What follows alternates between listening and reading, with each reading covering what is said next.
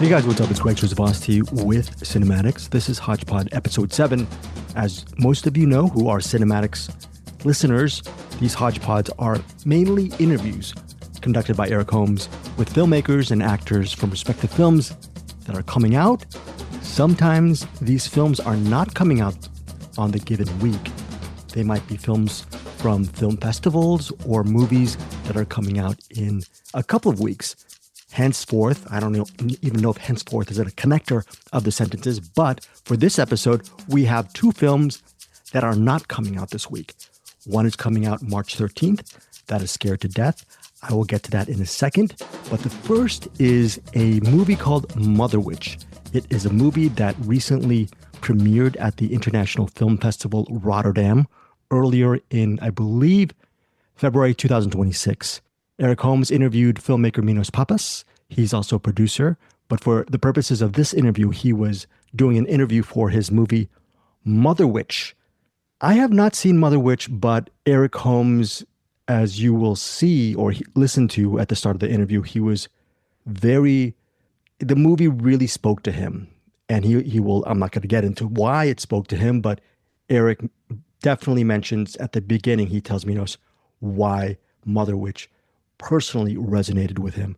Now, this is me speaking, but right now, within a couple of moments, I'm going to read the plot synopsis, not the plot synopsis, but mainly the plot summary or a little bit of insights on Motherwitch doled out by the official publicist of Motherwitch for the festival where it premiered at International Film Festival Rotterdam. But here is, since I haven't seen it, I can't tell you what it's about, whether I loved it. All I do know is my buddy, Eric, really highly recommends Motherwitch. And it's one of these things where the good news is we get to, actually in this case, Eric gets to spotlight a movie that is coming out hopefully in the future and gives you guys a little bit of a peek of hopefully what's to come. This movie, as Minos says in the interview, received a really good reception at the fest, at the screenings, and people loved the theatrical aspect of his film. Anyways, here it goes. Quote, Minos offers powerful narratives as a director and cinematographer. His films move between the worlds of myth and memory, offering a perfect juxtaposition of realism and the uncanny. His work draws audiences in with empathy and knowledge, while empowering his characters to overcome all that works to destroy us. His cinematic influences include filmmaker Jennifer Kent. She directed The Nightingale. Andrei Tarkovsky. He directed Mirror, of course, and Stalker. I love Stalker. Filmmaker Robert Eggers, The Witch, and Goran Stolevsky. Goran Stolevsky is the filmmaker for You Won't Be Alone. Interestingly enough, Minos offers up You Won't Be Alone at the end of the interview with Eric as a movie pick, a recent movie that he really loves. And I remember both Eric and I, several years back, also highly recommended You Won't Be Alone. Unfortunately, our brothers in arms, Bruce Perky, was not a fan of You Won't Be Alone. It will be interesting to see if Bruce is a fan of Motherwitch, and I can't wait to see this movie as well. And finally, regarding Motherwitch, it's a co-production collaboration with Cyprus, North Macedonia, Canada, and the USA. Few films have such richly textured collaboration originated in Cyprus to span the globe. This movie, Motherwitch, quote, is a very much a love letter to Cyprus, to its captivating beauty, its cloud-swept mountains, and blood-red earth, its lullabies, superstitions, and stories whispered from grandmother to child. A film born from the filmmaker is his years spent listening to those who carry unspeakable grief, bereaved parents, healers, artists, veterans, whose memories echo long after war. This is a movie about grief, also told in a very sophisticated and, I'm assuming, visually immersive cinematic language. And it's one of these things where Minos talks about a very standout visual composition moment in his movie. I can't wait to see that standout sequence. He did not specifically give out what that scene was because it would have been a spoiler, possibly. And yeah, this Motherwitch seems very interesting. It got really good reviews coming out of the fest. You're going to hear from Minos in a few moments. But finally, the second set of this episode is an interview with Lin Shaye, and Lin Shaye stars in an upcoming movie called Scared to Death. And the movie, along with Lin Shaye, who also produced this movie, it's directed by Scottish filmmaker Paul Boyd. The ensemble includes, along with Lin Shaye, Bill Moseley, Olivier Paris, Victoria Konefal, BJ Minor, Jade Chenoweth, legendary actress Rae-Dawn Chong. Oh, I wish Eric was able to interview Rae-Dawn Chong. That would have been cool. You guys might know her from The Color Purple. Anyways, also stars Lucinda Jenny and Kurt Delmer. Scared to Death. We all have a screener link to this, so I'm assuming Eric has already seen Scared to Death. We cannot actually review it. He can't even mention it on this week's CinemAddicts podcast as a review because it's embargoed until the week of its release, which is March 13th. Possibly either me or Bruce, at least hopefully one of us, will also chime in on Scared to Death and give our honest take on this horror film. But yeah, again, to round out this episode is Eric's interview with Lin Shaye. It's a good week for Eric Holmes because he is a fan of Lin Shaye's work as well as a fan of Motherwitch.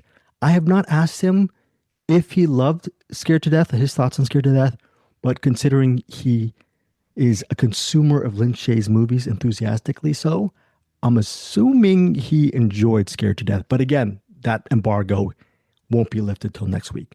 So again, first up is Minos Pappas, the filmmaker from Motherwitch. And finally, last but not least, is Lin Shaye for Scared to Death. All of that information, maybe their prospective websites and more information on both of these films will be up on our podcast show notes. So please check those out. Let me see what else there are. And check out those links on our show notes. If you want to purchase movie items or rent stuff through our Amazon site, Stripe, and links, we all receive a commission from this as Amazon associates. That's one of the ways to support us. Also, you can support us via our CinemAddicts Patreon. That'll be great too. Most importantly, if you're like me and you're close to penniless, just listening to us and following us on various socials is just being part of the CinemAddicts family is, I think, in my opinion, the most important part. All layers, all three of us really appreciate your supporting us here on CinemAddicts. Again, most importantly, on top of that, is hopefully we get to expose you to some very insightful talent and some good movies that might be under the radar, including, yes, Motherwitch and Scared to Death. First up is Motherwitch. Thank you so much for supporting CinemAddicts. I will shut up now. Here's Minos Pappas, and then you're going to hear a beep, and then listen to Lin Shaye. Take care, guys, and we'll be back on Friday with our regularly scheduled CinemAddicts, where we're going to be doing reviews of Heel and what is that other movie? And Dolls. Those are our two main movies, as well as this movie, Santa Zeta, which both Bruce and Eric really, really love. Take care, guys, and enjoy these interviews. I'm here with Minos Pappas, director of Motherwitch. I really appreciate this movie a lot. It deals with grief and kind of how art can not take away the grief, but certainly ease it and, help. I lost a brother a couple months ago, and I'm sorry. My artistic expression didn't quite die, but it got hampered quite a bit. And watching this sort of inspired me to, didn't bring the flame back to where it was, but it certainly threw a bit of gas on it. So I appreciate that, and I really appreciate this movie. So thank you for that. And I guess we'll just start there. Kind of get your thoughts on what started this and kind of the whole idea of art and grief and how that can heal. Well, first of all, Eric, I'm sorry for your loss. I had a friend, an artist friend, who lost a child at a very, very young age. This is years ago now. And she wrote some incredible poetry and painted portraits of her son Wyatt. And it really moved me. It really moved me to the point where it was extremely eye-opening. I'm not a parent. I haven't lost a child. I've lost friends over the years, of course. But, just the way she wrote about her son as if he was still alive, and is still alive, very much so with her, was one of the main inspirational factors for this film. And, when I was exploring her story, and she was kind enough to share with me her work, and I did an interview with her for this documentary about parents who have lost children. That sort of clicked with this folklore, this Cypriot folklore, which is on the surface, it's quite innocent. These little creatures that look like kids, but they're actually part beast, and they come back and they come back at the 12 days of Christmas. They come back to Earth to wreak havoc and cause mischief on their parents.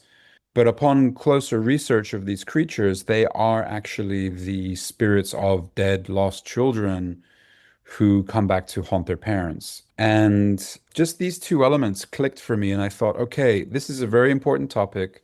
Child loss is actually a thing that affects a lot of parents in the US, all over the world. And at some point in life, we all lose somebody, right? We all lose somebody near and dear to us.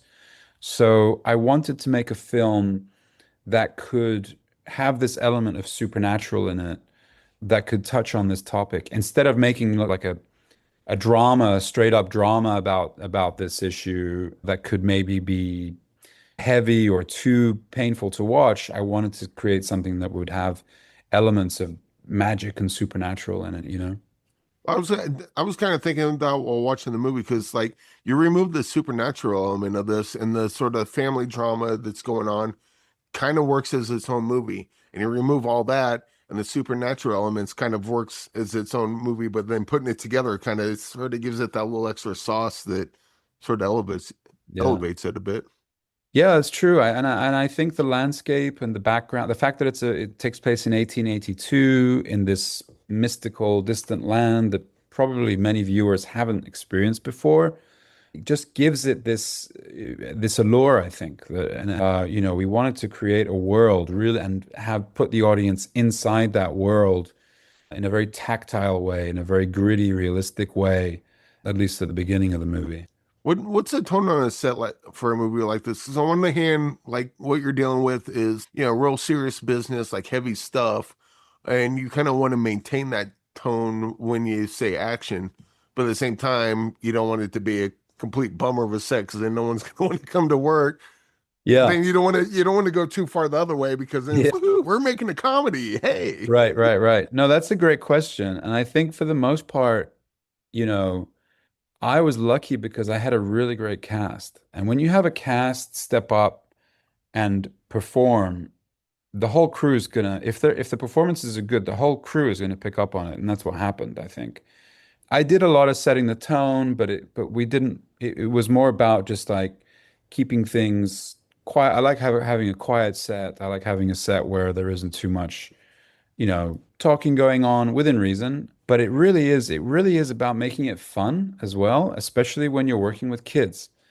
And we were working with a lot of kids, and I love working with kids. And you start talking to kids about goblins, they're gonna find it fun, even the scary parts. When you tell them like, okay, you're gonna be scared now because there's creatures, you heard something, there's something on the rooftop, you've got to, they love that, they eat it up, so it just becomes a game, but a game that's realistic, because with the children, especially with Sifis, who played the boy, Michalakis, the lead boy, we had this kind of secret language where it was like, okay, we do a take, and then it'd be like, hey, did you feel that? Was it real to you? And he'd think and he'd say, no, I didn't feel it. And so I'd say, okay, let's do it again until you feel it. I mean, that was it. That was the extent of my direction with him. And he loved it. He didn't want to leave set. That explains so much. I was just gonna ask where you found him, because as far as child actors go, and just actors in general, he was fantastic in this. But then when you find a child actor that can kind of bring that sort of stuff to screen, it's, I don't know, from my perspective, it seems pretty rare. And then you're just his reaction that you just described was like, oh yeah, he was probably meant to do this. Yeah, he's great. I mean, he's a very good actor. He's already got quite a bit of experience doing like TV stuff, commercials in Cyprus. But there he's asked to do things that are a lot more over the top, right? And I wanted something a lot more realistic and believable. So that's why we developed that language.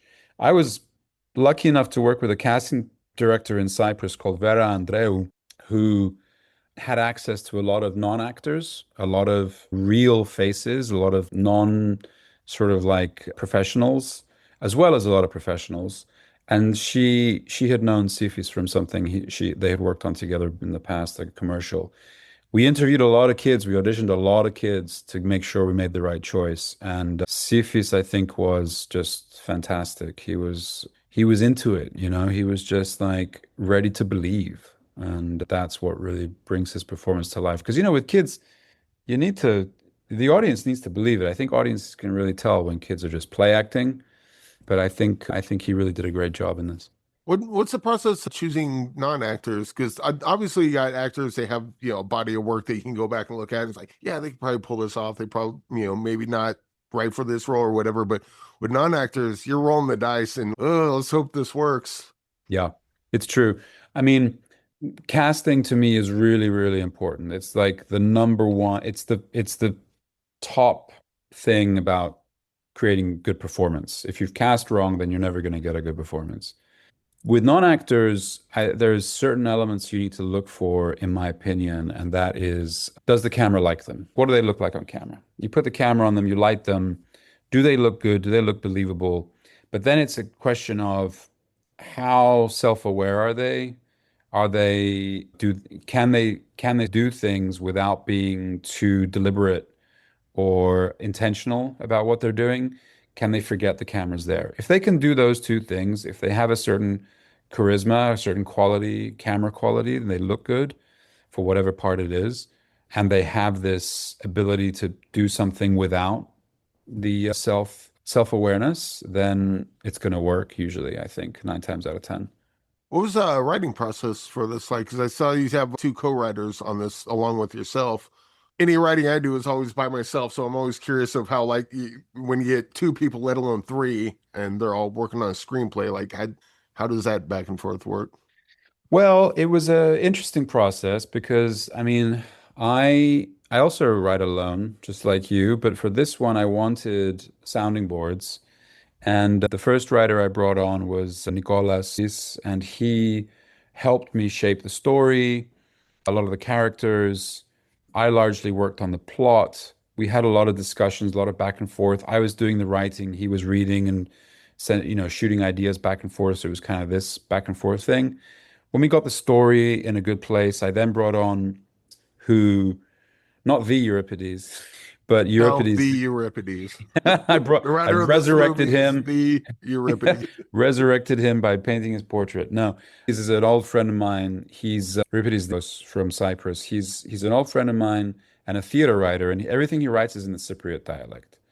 So I brought him on to write the dialogue or rewrite the dialogue with me because his knowledge of the Cypriot dialect, which is quite different from modern Greek, was something I really wanted. And he did a lot of research to actually go back in time and find the Greek dialect of the Cypriot dialect of Greek of the 19th century. And we incorporated all the idioms and phrases from that time in the film. And some people will even recognize Italian words or French words that are in there that were used in the dialect of that time. Third part of this is we got to the shoot and the script changed again.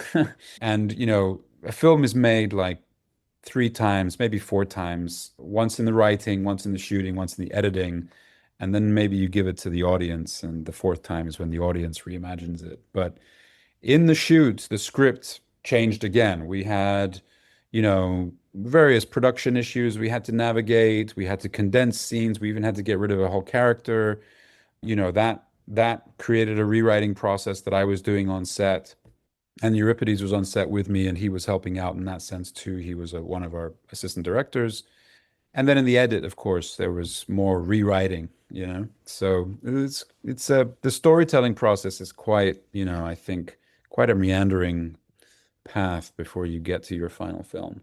What was the character that you jettisoned, and what was their function? And did they find a way into other character that you took them and kind of put them into other characters, I imagine? Yeah, that's an interesting question. I had a character, I think the film is better without it. I had a character that was like the wise old woman, and she kind of like provides solutions and more backstory to the folklore, but it was kind of a bit too expositional for me. I like to make things elliptical. I like the audience to be engaged more and leave things to their imagination. And yeah, we shed her along the way, and I think it was a good choice. Yeah, anytime you can get rid of an exposition machine in a clever way, is hey, you did good thing. Trying. But also so I don't speak the language. I watched this with subtitles, but one thing I noticed, and I cannot remember the line, but there was someone said something and someone else repeated it, but instead of it was a different last word, but the last word rhymed with the first phrase that they're responding to. And that Huh. seemed like an English thing. They couldn't possibly have been the original language. Or Don't me, remember that. or me. I don't I remember that example, but there are some turns of phrase used in the film, and there's a lot of songs as well. There's a couple of songs, one being a lullaby that is a traditional Cypriot lullaby, which has a rhyming scheme, you know. And then there's also a scene where the villagers are all digging a new road for the British, for the new British overlords, and they're hard at work. And one of them is one of the older guys is just sitting back and singing this song about being under the yoke of either Ottoman or Englishmen, and that it doesn't make a difference who's in charge. They're always like cracking the whip. So there are these little sort of rhyming things in there, and it's quite a musical dialect actually. There's a musicality to it for sure. I guess what I was getting to with that though is like you write the script, they're speaking a certain language, but then I saw the subtitles in English. I'm sure it's subtitled in other languages as well. But then you have to have someone that's like a direct translation is not going to work the way you want Yeah. it to. So we got to change it. Who's in charge of that? Is that something you look into, or is that someone? I see. I did that. Yeah, I did that. I did the translation into English. It took me a few tries. I had to get feedback on it. I was trying to be faithful to the some of the phrases that were used, some of the words that were used. There's an Italian word called imprimatura, and we kept that. Actually, it's in the scene in your backdrop, and we kept that same word in the hope that the audience either knows it or would go out and find out about it later, you know. Or there's a French word called promesse, which means promise, and it's close enough, but it has the flavor of that of the language of the period. So we kept that as well. Excellent. So what's been this is going to be premiering pretty soon. What's been your response on this movie so far? For me, I mean, this response is glowing because I love this movie, but like other people, Thank you. what's been your response to it? Thank you, Eric. I really appreciate that you liked and you connected with the film. The response has been great. We premiered last week at the International Film Festival of Rotterdam. We had 3 packed screenings. In fact, the last one was sold out in these really big theaters, movie theaters. It was so great to see the movie on a big screen.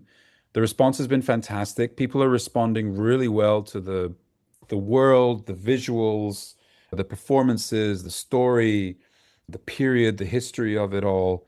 But also there's one specific scene, which I'm not going to give away, but like on a big screen with a packed audience works really, really well. And it's a very, very long take, a long, slow take, and Okay. everyone in the audience is just like completely frozen watching the screen, waiting for the big reveal. And that was really a pleasure to see with an audience. Without giving it away, just so I know what you're talking about, is it kind of the push in Yeah. where they're okay? I know exactly what you're talking about. Yeah, That yeah. would be awesome on the big screen.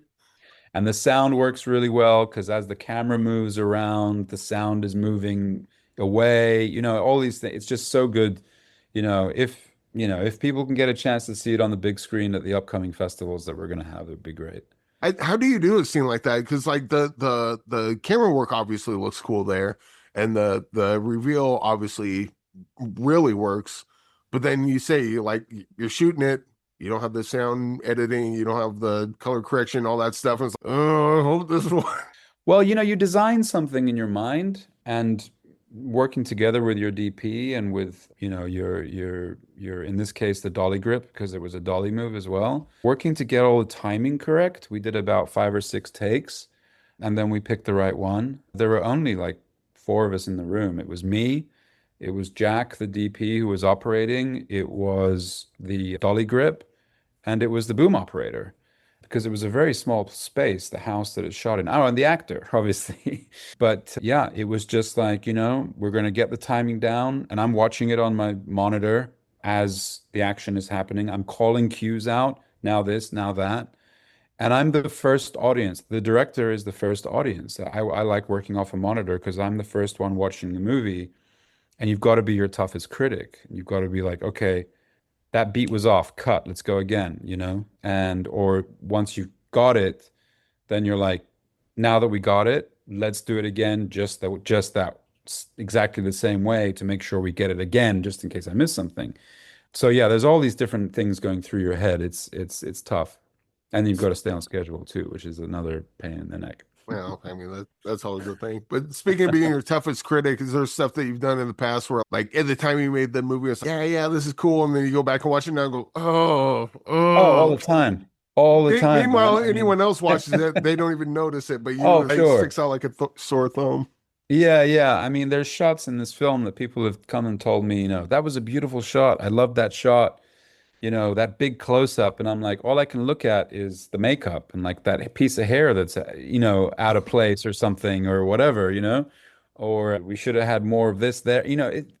It's just how it is. It's the name of the game. I think it takes a few years after completion of a movie for a director, at least for me, to go back and watch it and be like, okay, not bad, without looking at all the imperfections. Do you ever get a thing in your head like when you did a thing, whether it's writing a script, finishing a movie, whatever it is, and then you've seen it so many times and it's hard to see it from a different angle, but then you give it to someone and just the fact that that they're watching it kind of allows you to watch it again in a different light? Absolutely. I think when you're watching with other people, especially when it's your own work, your interpretation of that work changes. And that's why, streaming's great. We love staying at home, kicking our feet up on the couch, grabbing, your guilty food of choice or whatever, and then just watching something, binging it or whatever. But watching things with an audience, whether it's 4 other people or 40 other people or 400 other people, it changes the experience. It really does. You're watching it collectively. You're feeling the people next to you, how they are breathing, how they are responding, and through them you're watching as well. And it definitely makes a difference when it's your own work, because you could sit and watch something on your editing screen again and again and again, but until you bring somebody else in the room to experience it in their own way, you don't really get another perspective like you're talking about. And that's really important, especially for directors, because there's kind of this thing that a director can be too close to something. I think it's the other way around. I think directors are actually, the more you watch something, the more you work with it, the more removed you become with it, the more desensitized you become to it. So you're actually becoming colder and colder. You're not attached to things, or at least I don't stay attached to things. And having somebody else there, whether it's an editor or an audience member, to get that new perspective is super important. Not until you watch it with the crowd or you realize, the hair's off. What the hell? Right. But yeah, congratulations on the movie. Wish you all the success. Before I let you go, I just want to get a film recommendation from you. Either something that's personal to you or a movie this one's really good and not enough people talk about it. Ooh, that's a good question. I'm going to say You Won't Be Alone. If people can find that film, it was a point of inspiration for Motherwitch, one of the points of inspiration. It's a Balkan folktale with a witch as well. Very different, but along the same vein as Motherwitch, and I highly recommend it. I think it's from 2022. Excellent. Well, thanks for joining me. Congratulations on the movie, and I look forward to seeing the romantic comedy you have after this to decompress. Thanks, Eric. I appreciate that. Cheers, man. Greatest actor right there. Oh, my God, with her mouth wide open. Well, I'm here with Lin Shaye, and anyone who listens to the podcast knows I'm a huge fan of yours, so I'm incredibly excited to be talking to you. And thank you. Yeah, not only are you starring in Scared to Death, but you're the producer. So what brought you onto this project? And as I ask any producer, because you ask 100 different producers what they do, that you get 100 different answers. What's your role as a producer on this particular movie? It actually didn't it's a behind the scenes thing. And, there's credits, like what you're credited with and do. I never quite understand how that all works, but for me, honestly, personally, it was not, I wasn't giving instructions on set to anybody. I was more asking for direction for where am I supposed to be? So I can honestly say I'm not as much, I didn't feel as much of a producer as just an actress and an actor in the storyline. It's, I honestly, I don't know. There's a whole bunch of there's a whole bunch of stuff about that, about what your credit is, and that has to do with back ends and front ends and middles. I mean, it's very complicated, but mostly I enjoyed acting, which is what I love the most. And I don't even really want to be a director. I love acting. I love figuring out what could be next and coming up with different character ideas that come from the story themselves. And it's a constant, it's a constant juggling act in a really wonderful way, when you're given a script and story and finding where you fit, and then what you can add to what it is or subtract what you think in order to make the story and character stronger. So mostly I was an actress on the film, I would say, but I'm glad to have the credit as producer. What kind of, so when you get a script, because your characters, a lot of it, I just wonder, like, how the hell did this even look on the page? And you bring so much to all the different characters you play. When you get a script, what's kind of going through your head, and how are you breaking down that character? Or how are you deciding, oh, I'm going to say the line this way, or I'm going to perform it this way? Or, because I'm not an actor, so if you kind of speak to me like I'm 3, describe that. It's a moment by moment reality. I mean, I've sometimes, there's so many different levels from the first time you get a script and you read the character. And the first thing I do is pull out my pencil and just, even dumb thoughts, if it's a color or a pair of shoes or any thought that comes through my mind as I'm reading it for the first time, because those never come back. That's something kind of important to, I think, remember, because you can't go, oh, I'll remember that later. No, you won't. I won't anyway. Maybe someone else would, but I would. And you kind of start to get an idea. I work a lot physically in terms of, believe it or not, shoes and wardrobe, and what inspires what in the story inspires what she has on, and I love to collaborate with wardrobe and with props and everybody else on the set if I have some ideas to communicate them. And then you get on set sometimes and it's totally different. It's like everything you thought about it was going to be, it's not any of that. And for me, there's always that, I mean, where I thought it was going to be over here, but instead I'm at the piano, and I'm not very good at hiding that either. And you just have to literally go with the flow, if something, and allow that to change something you have thought about. You can't hang on. I've discovered it's not a good thing to hang on to what you've decided to do, except sometimes. So there's no real rule, because sometimes to hang on to what you thought you should do impacts everything else around you in a good way. In other words, if you give in to, they don't want me to be standing there, but if I say, if I'm standing there, then that opens up the opportunity for X, Y, and Z to happen, and that can impact the entire scene. And if you can be articulate about it and show, and it's tricky. You got to be articulate and open at the same time. You got to be able to change on a dime. The director doesn't want that. You got all of a sudden a new coat you have on that you don't remember was ever in the story. And now you've got another physical thing to deal with. So everything is always in motion and very alive. And so the initial reading of the script, I think it's important to take your original little notes and don't forget about them and go back to them occasionally. And it's from there, the building, it's like building a snowman. You put a little bit, it melts over there. You got to put the thing back on again, or you got to put it a new way so it's not in the sun, or, it's kind of, you're constantly in motion. And I think the more malleable you are like that, the more successful and more fun you'll have in the project. Well, speaking of best laid plans, what were some of the surprises you've had on this? Because you say you have kind of your idea of what you want to do, but what was some kind of curveballs you got thrown in this where I wasn't expecting that, but man, that worked out great? Well, some of it is in the working of a scene. That scene I have with, oh my God, I'm blanking on the lead's name, who's that wonderful actor who is, I'm just blanking on his first name. Oliver Paris? Yeah, who plays the young guy who was trying to make his way as a videographer.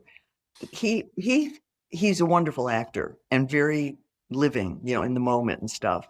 And there's a scene we have where it's kind of written where she's kind of just being nasty to him.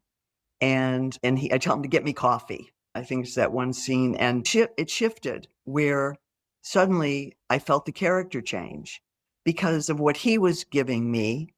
And also it kind of went against when someone's nasty all the time to somebody, there's so much more going on than that. I mean, we know there is, that's the product of something else that's going on with you. It could be, an old habit, or it could be that you really hate this person for a certain reason, or you don't want to let them into your life. You make up those choices, I think, both as a person and as an actor as you go through life. And I just remember there being that moment of, come here, let's, and the whole scene takes a shift where suddenly there's a softness between the two of them. And she kind of compliments him at the end of the scene. I forget what the line is, but she's kind of saying to him, good job. You're doing a good job. You finally grew up here, I think is what it was. Yeah, I think you finally grew up here. Thank you. But yeah, Scared to Death comes out in theaters March 13th, which is this would be a great movie to watch with a group for sure, because it's an incredible amount of fun. 100%. Before I let you go, I just want to get a movie recommendation from you, a movie that's either personal to you or a movie this one's really good and not enough people talk about it. And you have also a second one. You have such an extensive filmography yourself. What's a movie of yours this was really good and just did not take off the way I wish it would? Oh, gosh.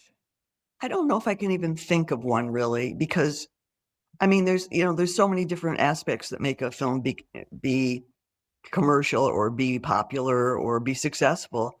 And it's often not the things you think.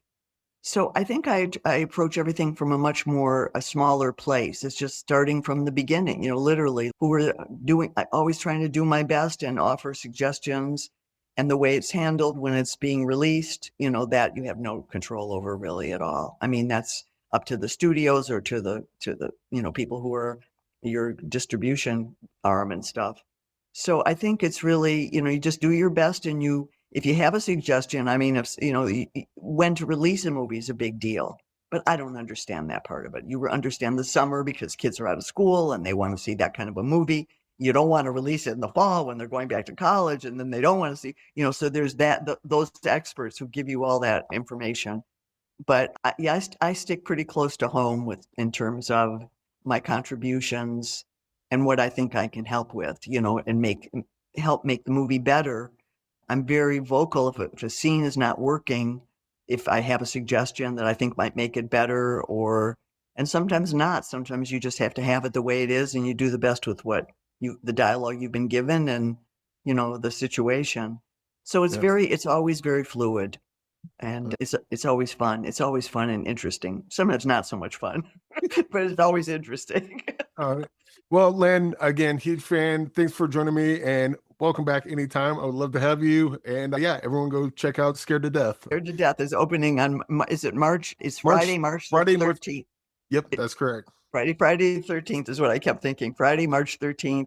I think you'll really enjoy it. It's an exciting movie and changes throughout in different ways. You're going to experience all kinds of different feelings from it too. So thank you so much. It's also a pleasure to meet you. Thank you.